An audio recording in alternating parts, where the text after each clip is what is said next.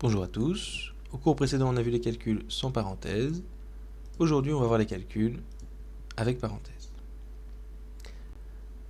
Lorsqu'il y a des parenthèses, on va appliquer une troisième règle qui nous dit qu'il faut systématiquement commencer par faire les calculs qui sont à l'intérieur des parenthèses. Donc pour effectuer un calcul avec des parenthèses, on effectue d'abord les calculs entre les parenthèses en commençant par les parenthèses les plus à l'intérieur. C'est-à-dire que parfois, on aura des parenthèses, et à l'intérieur de ces parenthèses, d'autres parenthèses, on commencera toujours par les parenthèses le plus à l'intérieur. Par exemple, si j'ai 6 fois, entre parenthèses, 5 plus 10, 5 plus 10 sera prioritaire. Je vais donc d'abord faire 5 plus 10, qui vaut 15, et après effectuer 6 fois 15. 6 fois 15, 90. Deuxième exemple, si j'ai, entre parenthèses, 6 moins 3 fois 7, je vais d'abord effectuer 6 moins 3. 6 moins 3, ça fait 3, donc cette expression équivaut à 3 fois 7. Et 3 fois 7, ça fait 21. Troisième exemple, si j'ai 7 fois, entre parenthèses, 18 moins, entre parenthèses, 6 plus 3, fermez les deux parenthèses, on va voir qu'on peut l'écrire avec des crochets, je vais d'abord faire la parenthèse la plus à l'intérieur. Ici, 6 plus 3. Je réécris toute l'expression et je fais juste ma priorité opératoire, mon 6 plus 3 d'abord.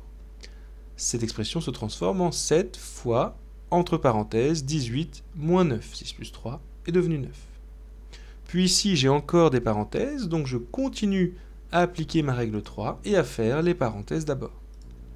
18 moins 9, ça fait 9, donc c'est vos 7 fois 9. 7 fois 9, 63.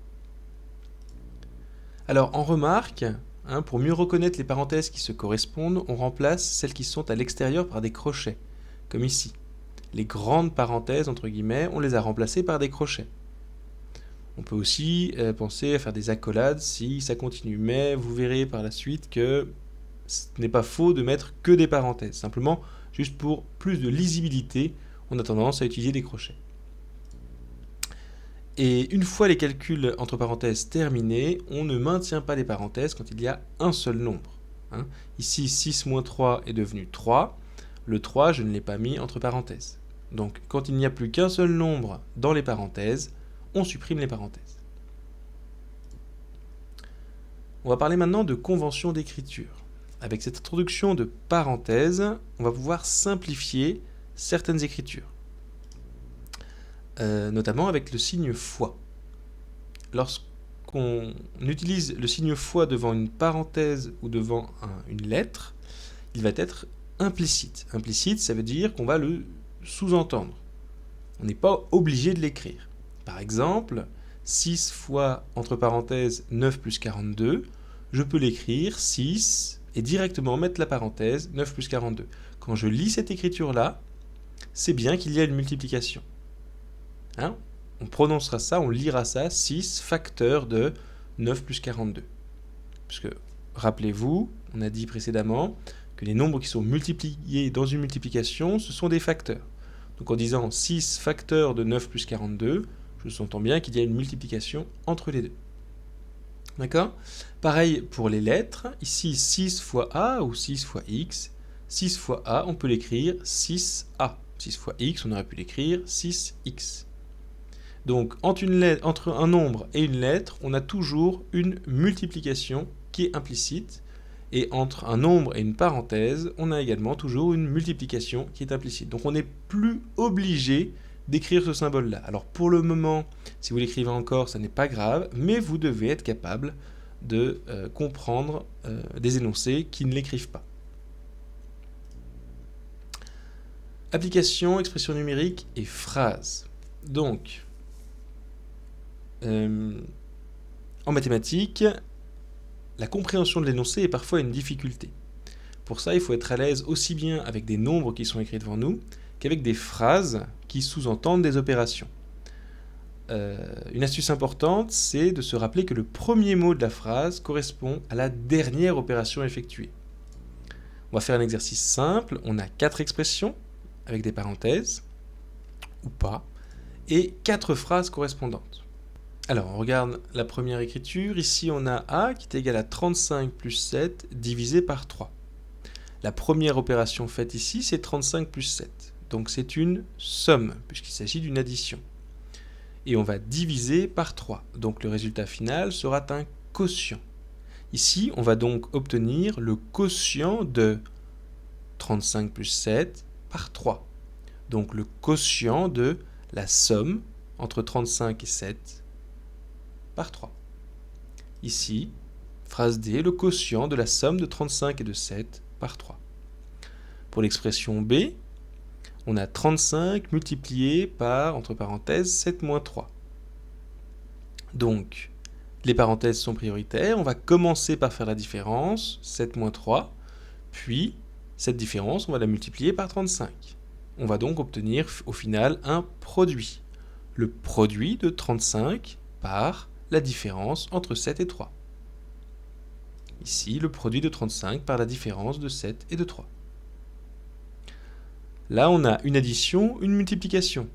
La multiplication est prioritaire. Donc, on va commencer par faire 7 fois 3. Le produit obtenu sera additionné à 35 pour obtenir du coup une somme, le résultat d'une addition. On va donc faire 35 plus le résultat de 7 fois 3. Donc au final, on aura bien une somme, la somme de 35 par le produit de 7 et de 3. Et enfin, 35 divisé par 7 moins 3. Ici, la priorité est donnée à la division. On va commencer par faire 35 divisé par 7. Puis, ce quotient, on lui soustraira 3. On va donc obtenir une différence au final. Donc il s'agira de la différence entre le quotient de 35 par 7 et 3. Ça marche pareil si on regarde les phrases. Le produit de 35 par la différence de 7 et de 3, le premier mot de la phrase sera donc la dernière opération effectuée.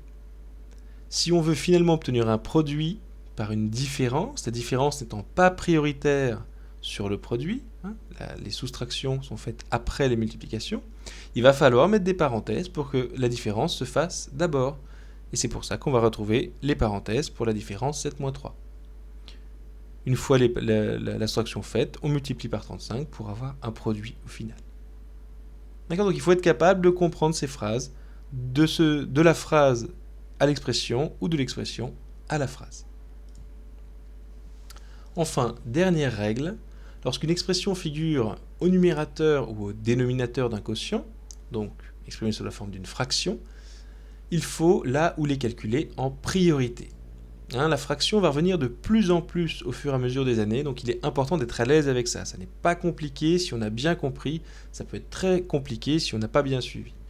Donc ici, on a une expression fractionnaire avec 6 plus 12 divisé par 3, sous forme de fraction. Eh bien, le fait qu'une expression comporte une opération, soit au numérateur, donc au-dessus, soit au dénominateur en dessous, implique que cette opération va être prioritaire. C'est-à-dire qu'avant de faire la division, il va falloir d'abord faire l'addition. Donc on va d'abord faire 6 plus 12 qui vaut 18, et cette expression peut être transformée en 18 sur 3, ce qui vaut 6. Autre exemple, si j'ai 30 sur 22 moins 7, 22 moins 7 va être prioritaire. Il y a une opération qui est au dénominateur. Donc je commence par faire 22 moins 7, j'obtiens 15, et finalement cette expression s'écrit 30 sur 15. 30 divisé par 15, ça vaut 2. Enfin, je peux très bien voir une opération au numérateur et une opération au dénominateur. Dans ce cas, elles sont toutes les deux prioritaires. Ici, l'addition, 17 plus 23, doit être faite, et 36 moins 28 doit être faite avant la division. 17 plus 23, ça fait 40. 36 moins 28, ça fait 8. Donc cette expression vaut 40 sur 8. 48 sur 8, ça fait 5. En réalité, cette expression fractionnaire est plus simple que celle qu'on aurait pu écrire sur une seule ligne avec le symbole divisé et les parenthèses. Mais si je devais traduire le A, 6 plus 12 sur 3, je l'aurais traduit de cette façon. Entre parenthèses, 6 plus 12, le tout divisé par 3. C'est ce que signifie cette fraction. Pour la B, on aurait eu 30 divisé par 22 moins 7, avec des parenthèses. Et enfin la dernière, on aurait eu 17 plus 23, toute cette expression divisée par 36 moins 28, toute cette expression. Donc cette écriture-là est finalement, à long terme, bien plus efficace et pratique. D'où l'importance de bien la comprendre. Voilà, ce sera tout pour cette leçon. Merci.